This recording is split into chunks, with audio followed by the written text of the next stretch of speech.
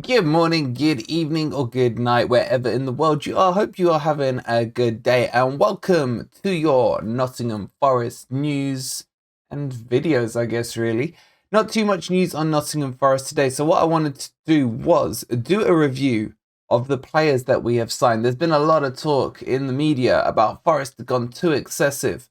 Maybe you guys agree, maybe you guys disagree. We're going to have a quick run through all the players we've signed, and I'm going to give you my opinions on them. Now, they're not going to be based on how they've performed or anything like that. I'm looking more ahead into how they will fit into the squad. Will they be first team players, squad players used on a rotation basis, or ones for the future, or maybe even flopped?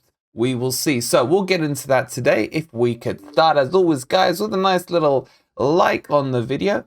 Subscribe to the channel if you are new. And if you would like to support me, either become a member for 99p, or if you do shop on Amazon, if you click on my link below at no cost to yourself, carry on doing your normal shopping, and Amazon will give me a little kickback to say thank you for guiding you to their website. So please do use that if you are shopping on Amazon today. With that being said, guys, let's get into the video and let's have a look at our players, and we're going to give them a rating from like 1 to 10 in terms of signing. This is just a fun video. There's no there's nothing behind it. I'm just doing it to assess the squad. Let's jump into it. Okay, so let's get into it, and let's start from like most expensive to cheapest. Now, bear in mind, a lot of these prices are only media speculated prices. For example, my boy here, Morgan Gibbs White, apparently cost us 42.5 million. When, if you're an educated Forest fan, you know the cost was more around the 25 mil mark plus add-ons. Now, just a quick word about the price on him. If he does reach the 42.5 million, and I hope he does, not because I want Forest to spend more money, but because it would have mean the success we've had on the pitch means that all these add-ons kick in. And every single Forest fan will be happy with the kicking on of the add-ons if we have that level of success. Now, in terms of the player himself, this guy, I've been on about him for 6 months. I love him. I think not only has he started very well in the Forest shirt, but ignoring that, is what he can bring to the team. He's young, and how he can develop into probably one of the best 10s we've had at Forest for a very, very long time. I think this signing for me is one of my favorites of the summer, and I would give this a solid 8 out of 10. Now, could we have gone for a bit cheaper? I'm not talking about the 42 million, I'm talking more around the 20 million pound mark, something like that. Maybe, but this is a supply and demand world, so he didn't have to leave Wolves. We really wanted him, therefore the cards were in Wolves' favour. So the price was a little inflated, regardless of how good the add-ons would be if they were to come off. But overall, I like this one. I'm very happy with it. I give him an 8 out of 10 in terms of a signing for Forest. What do you give him? Okay, in terms of the next most expensive one, you could argue it would be Emmanuel Dennis, quoted at in and around 17 to 20 million pounds. Again, it's a signing I like. Why? Because he's Prem proven, even though I hate that phrase. He scored a lot of goals last year in a really bad Watford team, and he will, if embedded into the team and played in his correct position, he will provide us with the firepower and goals that we desperately need this season. He's nippy, strong, fast, very good on the ball, and not scared to shoot, which you could say some of our players currently are. So overall, for this one, I'm going to give him a solid 7 out of 10. And remember, these ratings aren't player performance. I'm talking about how I feel they will impact the squad throughout the season. Let me know if you agree or disagree. Would you go higher or lower on the signing of Emmanuel Dennis? Next on to Taiwo Awoniyi, who is a striker that we picked up from Union Berlin for a reported fee of around 17 to 17.5 million pounds. This guy scored 15 goals last year in the Bundesliga. I think was the 5th highest top goal scorer there, and has actually 2 good feet. At the moment, he's struggling to settle in quickly at Nottingham Forest, but is a clear and recognised number 9, which is what Forest are desperately in need of now. Currently, we're playing with a false 9, which in my opinion isn't working, and I would like to see Taiwo give him more game time so that he can show us what he can do. This is the kind of player who will develop into a good player, but will need a run of games in the first team to allow him that time to adapt and change. The question is, though, we're in the Premier League and time is not your friend. And therefore, you have to hit the ground running and hit it quite quickly. I like what I've seen of him. I like his physicality. I like the way he can bust defenders. I do want to see him improve on his second touch, which seems to be quite shinny at the moment. I've heard, not nice things said about him in terms of a Heskey 2.0 and things like that, which I don't think is fair criticism of him yet, seeing that he has started only 2 games for Nottingham Forest so far. I'd like to see him in the Leeds team, but he does need to hit the ground quick, hit the ground running, and make sure that he can put in some quick goals as well. Overall, I'd give this signing a 6 out of 10. I think for the price, we may have paid a bit too much for him, but I see him developing quite well and could be prolific. It's a case of, will he be given the time to showcase his talent? Let me know if you agree. Next up is Neco Williams, who we bought from Liverpool for around £17 million as well. And I'm sure that fee is made up in a few add-ons, etc. Now, it is no secret that my boy Jed Spence was my number 1 choice. I love him. I love the connection he had with Brennan Johnson down that right-hand wing. However, Neco Williams is not a bad deputy at all and has started extremely well at Nottingham Forest. He's very good at attacking, good at crossing a ball, and not afraid to shoot. Needs a bit of work on his defensive side, but overall you could argue he's one of the quickest players to settle in and starting to provide some moments of magic for Nottingham Forest, who won the penalty at the weekend against Bournemouth. And give him a bit more time, and I think he's going to just flourish and flourish and flourish. Only thing I've got against this signing, I feel we did pay a bit too much for an unproven right back with very limited Prem experience, although he had a great season at Fulham last year. I would have liked to see the fee a bit lower. So for me, due to the fee and the fact that my heart's still with Jed, but I do love Neco Williams, I'm going to give this a solid 7 out of 10. Had it been a bit cheaper, I would have been pushing to an 8 or a 9 on this one. Let me know if you agree or disagree. In every transfer window, there is always an uncovered gem or two, not just in Nottingham Forest, but across the board, where you end up having other teams' fans turning around and saying, why didn't my club go for him? And in my opinion, Mangala is potentially going to be that player. We picked him up for peanuts in the greater scheme of things, around £12 million. And he's already become a very quick fan favourite and a favourite of mine as well. It's unfortunate that he's currently injured, but I love his work rates. I love the way he plays, and I love his energy and enthusiasm on the ball. Having seen a bit of him from the Bundesliga last season, my worry was, could he adapt quickly into the Premier League? And I think it's fair to say he has done just that. He also, don't forget, has broken into the Belgium national team, playing alongside the likes of De Bruyne in midfield, which is, credit to him in himself. And there's been accolades thrown at him from many ex-players and many managers as well. For me, this is going to be one of our signings of the summer, and I'm going to give him, and you guys may think it's a little high, but a 9 out of 10. Cheap, great player, great potential, great future in my opinion. Do you agree or disagree on this one? Bringing in youth isn't always the key to unlocking success. You do need the element of experience and a good head and good footballing prowess and knowledge. Roman Freuler ticks all of those boxes. He comes with a great CV from Atalanta, captain there.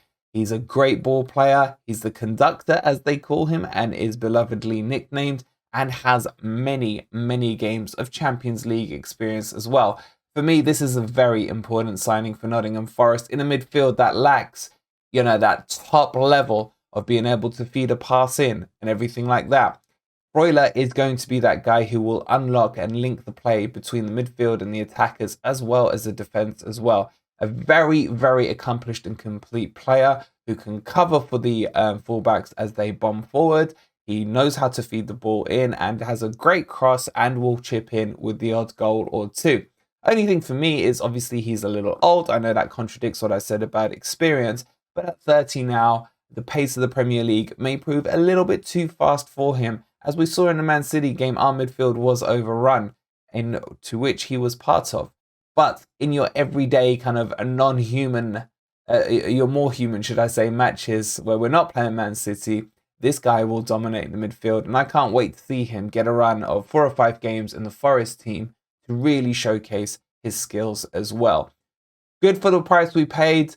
Good experience. Overall, for me, this guy is going to be a reason Forest do okay this season. And I'm going to give him a solid 8 out of 10 because he brings an element into the team that no other player we've signed does in those midfield positions. Let me know if you agree or disagree. Moving on to yet more midfielders that we have picked up, and Lewis O'Brien was picked up for around 10 mil, 5 mil, whatever you want to do. It is a buy one, get one free with him and Toffollo from Huddersfield.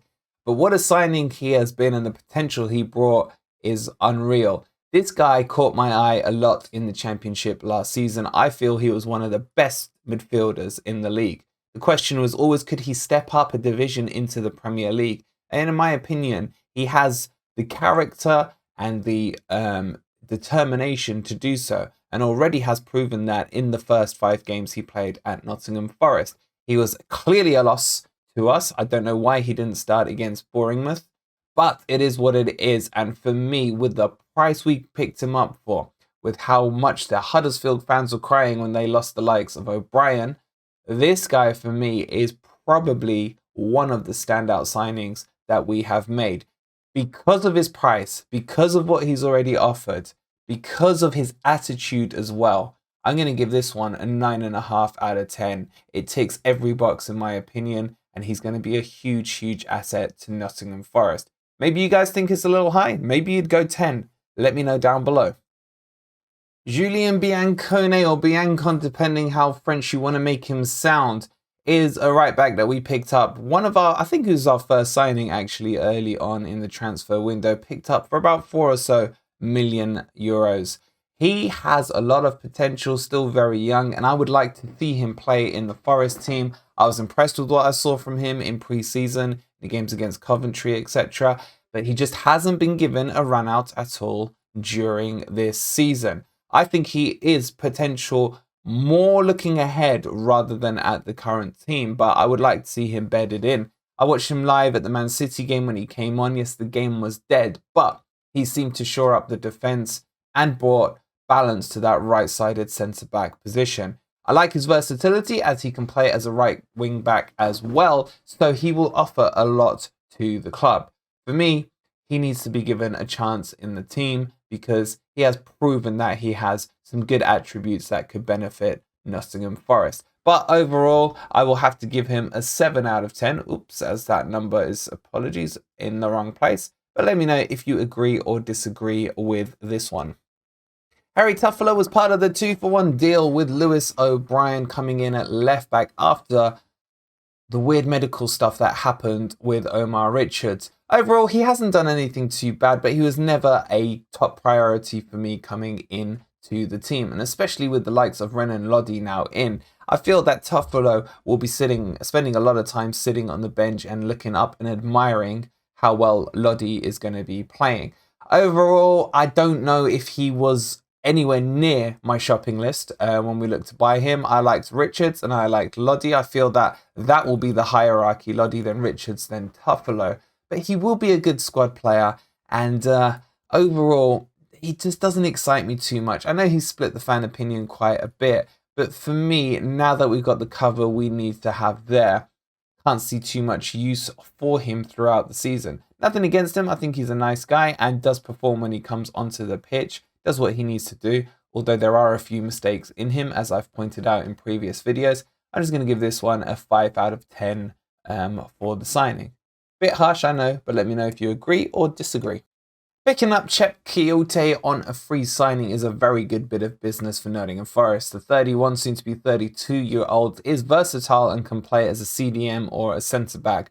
For me, don't let him anywhere near that centre-back position, as is not his natural position. I like to see him more in the CDM role, as we did against Bournemouth at the weekend, and not only did he score, but I think he was one of the better players out on the pitch.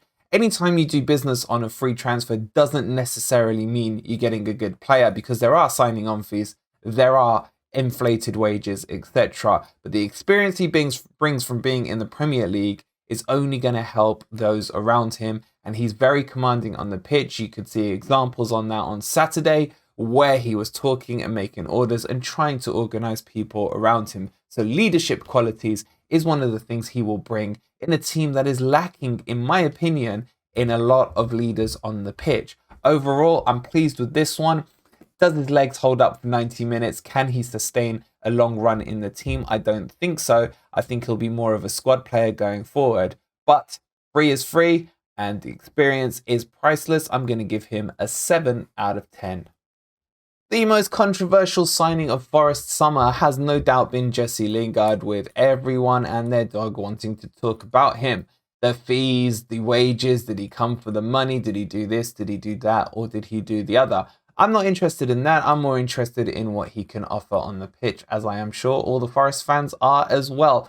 For me, Jesse Lingard isn't the right profile that should have been signed by Nottingham Forest. I didn't really want him when he signed up, but I did enjoy how it put everyone's nose out for, so that scores him a few points for me. He is coming up to the twilight of his career now that he is in his 30s, and I just worry with me that he could cause unbalance in the team. Nothing about what he does off the pitch, but will his price tag, his wages, his reputation hinder the likes of Morgan Gibbs-White? And did it potentially, having him and Morgan Gibbs-White, cost us signing up Houssam Aouar, who I think has a really good future ahead of him? Overall, I haven't really been that impressed with him on the pitch. He still doesn't seem match fit. He's been at the City ground now for 6 or 7 weeks, and he still seems to struggle to make it through 90 minutes. Is he going to be getting better as we go through the season? Yes. But my worry is if he's not called into the England squad come November, what's his attitude going to be like after? What's his objectives? And what are the things that are motivating him? Overall, with Jesse Lingard, I'm going to give him a 5 out of 10 in terms of the signing. I don't mind the deal itself, but as long as he isn't default into the team, I'll be happy with that. This is probably one of the deals that I'm most happy with because, one, it's improved us at left back. Since the likes of Alan Rodgers, I can't remember us having many decent left backs historically, and we've always seemed to attack down the right hand side because of this imbalance. Lodi has pedigree. Lodi has Champions League experience, Spanish League experience, and is a winner. He will improve this team no end. And the deal that we did for him is outstandingly good. 5 mil loan fee. If we like what we see, we pick him up for 25 mil. Overall cost, 30 mil. He's still young. He's still got plenty of room to improve in, and he's adaptable as well. He's played a long time in a back four, and he can play in a back five as well. Not only can he defend, which is probably his weaker side, but it's the attacking prowess he has in terms of inverting into the box to get goals towards the back post, and also his ability to cross those laser-like balls into the box and his pace. Overall, you cannot argue with this deal, and you cannot say as a Forest fan you would not be happy with it unless you are a huge Toffollo or Richards fans. For me, this is at least a 9 out of 10 for Renan Lodi, and we haven't even seen the best of him yet. Can't wait to see it. Niakhate was one of the early signings that we got in the window with the pedigree he has from Mainz. For I think it was around £12 million off the top of my head. This guy has strength, pace, power, leadership, organisation. He has everything you could dream of in a centre-back, and is young and quick still as well.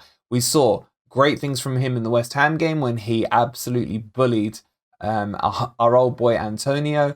And we can see him I can see him, should I say, getting better and better as he settles in. This is a chap who's come from a different league in a different country, and in my opinion, not only has slotted straight in, but has improved the side no end. It is disastrous that we have lost him to injury, and I pray and wish him a speedy recovery, because it is clear to see the difference in the defence between when he was there and since he's been injured. It's night and day. It's not even close.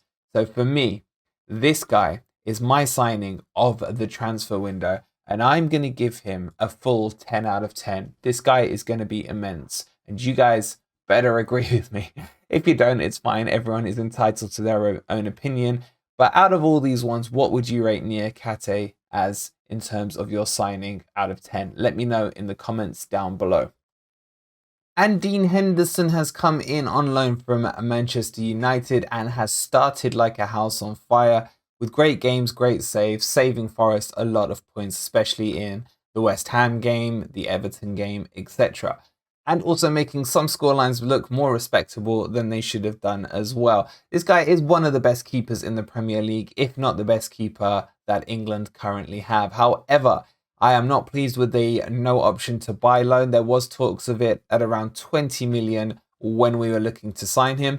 That was not agreed. And the problem with this is the better he gets, the higher his price tag is.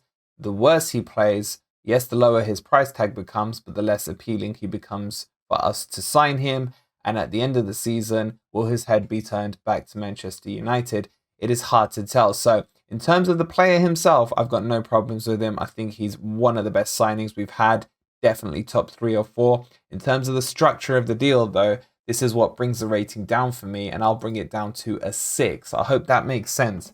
I'm not saying anything about his performance.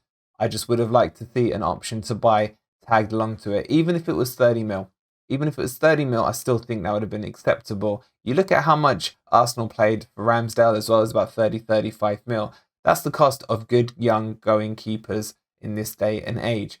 Dean Henderson, in my opinion, is better than Ramsdale, and he could, if he carries on the trajectory he's going on, end up with a price tag of around 30 to 40 mil as a minimum, which is very steep for a goalkeeper. If we had that option to buy tag to him at the start at 20 mil, we would have been getting an absolute steal. So those are the thoughts on the players. Obviously, there's a few others. I'll mention Boly in a passing note. Boly, I think, is just a panic buy to cover for the injury of Niakhate. But at the moment, he's probably one of the best defenders we've got. So I would give him a rating of about a 6 as well because of his age, but he does have that Premier League experience. There are a few others to mention, like we signed Josh Bowler, Bade as well. I guess we could talk very quickly about Bade. So let's have a look. Let's just bring up Bade. Give me 2 seconds. I think this guy is going to be very, very good. I like his profile. I like what he's done. I like how he's progressing from club to club in terms of he's getting a better shout with each club that he goes to. He reminds me a lot of Niakhate, not as proven as him, but he is following that same career path as he is. I think he will be a starter by the mid-season. With the defense we've got, he has to be given a chance sooner rather than later. He's on a loan deal. We do have an option to buy on him, so that pleases me and increases my happiness on the deal. And I'm going to give him an 8 out of 10. I like what they've done here. I like the research they've done behind it. So those are the players I want to cover. Like I said, we've bought the likes of Josh Bowler. We've bought Huang, who we've loaned out. Aguilera as well, who's going to be coming back in 6 months' time. But these are the main players that I feel will be impacting the Forest team as we progress throughout the season. I hope you've enjoyed that, but I'm more interested in your opinions than mine. So please let me know what you would give each of those players, or a few of them, depends what you want to put in the comments down below. On top of that, give me your overall rating for the transfer window. For me, I would give it an 8 out of 10. I feel like it would have been a 10 out of 10 with the addition of a couple of players. I would have liked to see Awoniyi. I would have liked to have seen a good go at Gakpo being brought in. And I would have liked 2 more centre-backs in the terms of Lacroix, who was available for 17 million euros, and Digne, who's available on a free, or maybe even Ndicka, who I rate very highly as a centre-back. If they had got those 3 players in, or 2 out of the 3 of them, that would have pushed it up to a 9 or a 10 for me. But overall, I give this transfer window an 8 out of 10, which I think is a really good score. You've got to remember there was a lot of work done to rebuild this squad. It's not as easy as some people think it is. But let me know in the comments down below. Thank you guys for watching. If you would be kind enough to like the video if you've enjoyed this, subscribe to the channel if you are new, and if you are shopping on Amazon tonight, please do use my link down below. It will take you to a Forest water bottle, which you can just ignore and then carry on doing your normal shopping, and it supports the channel completely free of charge to you, as Amazon will give me a little kickback for guiding you there. I'll see you on the next video, and come on, you Reds.